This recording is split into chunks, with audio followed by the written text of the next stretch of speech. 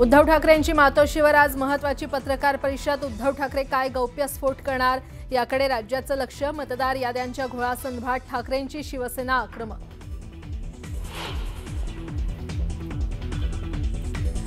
महाविकास आघाडी विरोधात आज भाजपची पत्रकार परिषद। आशिष शेलार पत्रकार परिषद घेऊन भांडाफोड करणार असल्याची सूत्रांची माहिती।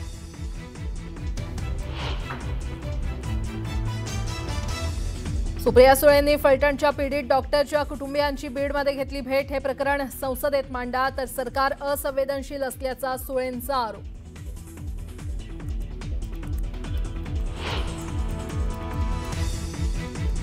छत्रपती संभाजीनगरमधील घाटी रुग्णालयामध्ये डॉक्टरांचं काम बंद। आंदोलन। फलटणमधील पीडित महिला डॉक्टर प्रकरणी न्याय देण्याच्या मागणीसाठी डॉक्टर आक्रमक।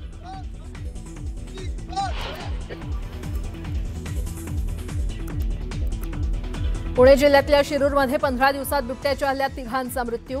ग्रामस्थ संतप्त झाल्यानंतर वनविभाग नरभक्षक बिबट्याला करणार ठार। मात्र त्याला शोधणार कसं, ग्रामस्थांचा सवाल।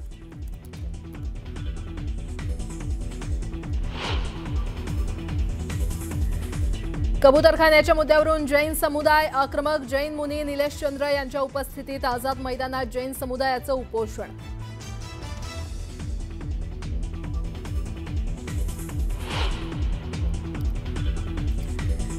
कोल्हापुरात ऊस दराबाबत तोडगा काढण्यासाठी महत्त्वाची बैठक। राजू शेट्टी 3751 रुपये दरासाठी आग्रही। दरांबाबत तोडगा निघणार का याकडे लक्ष।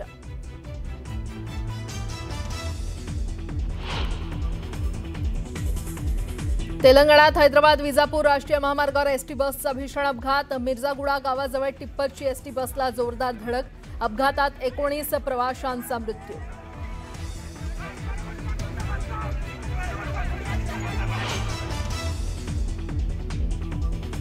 आणि भारतीय महिला क्रिकेट संघाने रचला इतिहास। वर्ल्ड कप फायनलमध्ये दक्षिण आफ्रिकेला धूळ चारत महिला वनडे वर्ल्ड कपवर भारतानं कोरलं नाव। वर्ल्ड कप जिंकल्यानंतर देशभरात जल्लोष।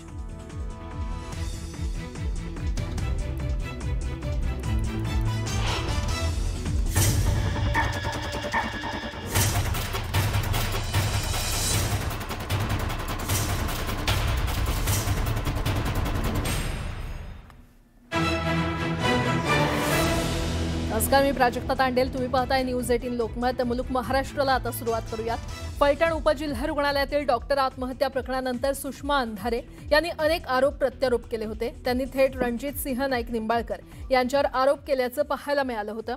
त्यानंतर आज त्या फलटण इथे जाणार असून त्या ठिकाणी आंदोलन करणार आहेत। या आंदोलनामध्ये कोण कोण सहभागी होणार हे पाहणं महत्त्वाचं असून रामराजे या ठिकाणी येणार का हे सुद्धा पाहावं लागणार आहे।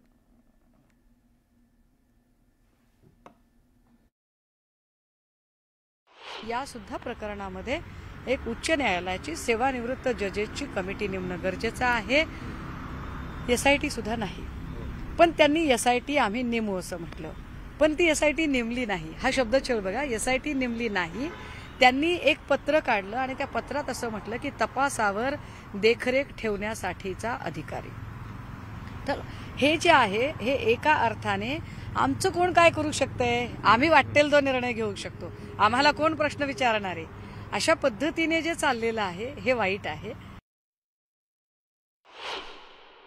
जर तुम्हाला सीडीआर व्हॉट्सअप चॅट लीकच करायचे तर मग तिच्या एकटीचेच का बरं, ते आरोपीचे पण करा।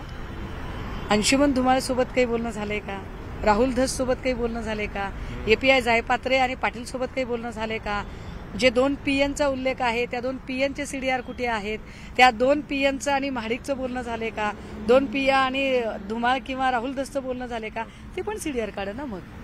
त्यामुळे तुम्ही ज्या पद्धतीने जे चारित्र्य हनन चालवलेलं आहे ते अत्यंत अत्यंत आक्षेपार्ह आहे।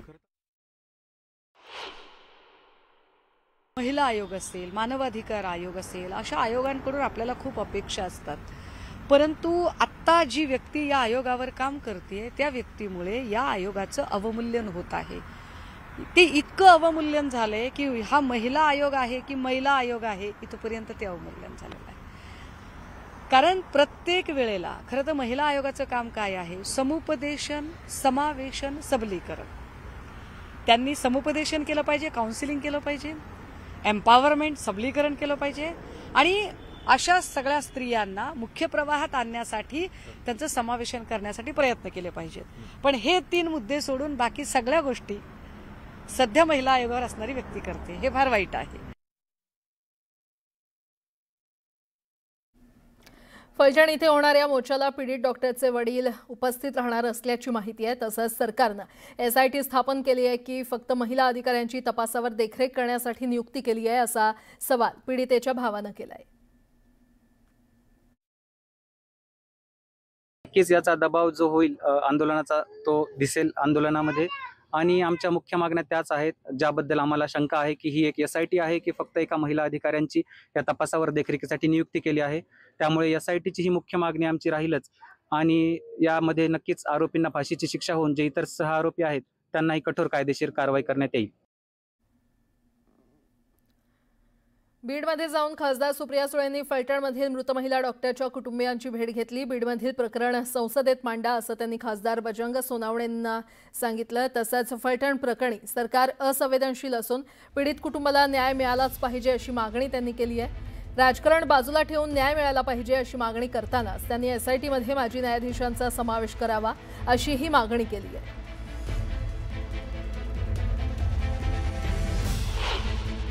माझी महाराष्ट्र सरकारला हात जोडून विनंती आहे की एक SIT जी मागणी या कुटुंबाची आणि समस्त महाराष्ट्रातल्या मायबाप जनतेची आहे की एक सरन्यायाधीश रिटायर्ड असतील त्यांना त्याची जबाबदारी द्यावी आणि पूर्णपणे पारदर्शकपणे कुठलाही राजकीय हस्तक्षेप न करता त्या कुटुंबाला न्याय देण्याची नैतिक जबाबदारी ही आपल्या सगळ्यांचीच आहे.